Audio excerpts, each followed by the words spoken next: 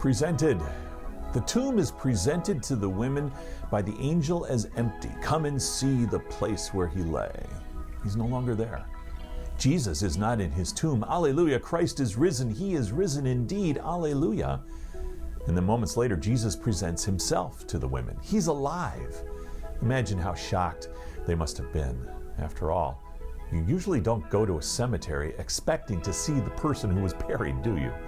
And yet here he is, Jesus, alive, standing right in front of them. And not just an apparition, he speaks to them. Jesus gives the first post-Easter commission to the women. Do not be afraid.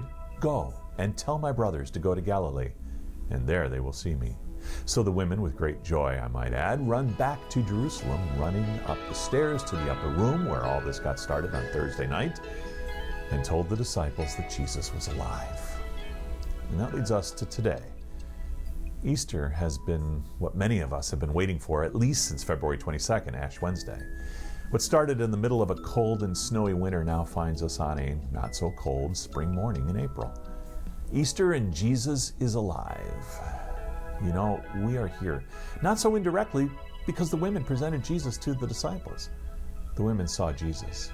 They told the disciples he was alive. Peter and John see the empty tomb. Then they all but one see Jesus that afternoon. Thomas sees him a week later. We are here today because Jesus presented himself alive to the disciples. They then told everyone they could for the next 70 years or so, and the ones they told presented Jesus and his gospel to others, and they presented the gospel to others, and on for the last nearly 2,000 years. And so here we are. Most of us followers of Jesus, Christians, each at a different point in our Christian life, to be sure, but here we are, celebrating the resurrection of Jesus. And you and I are now called by Jesus to present him and his good news, his gospel, to other people.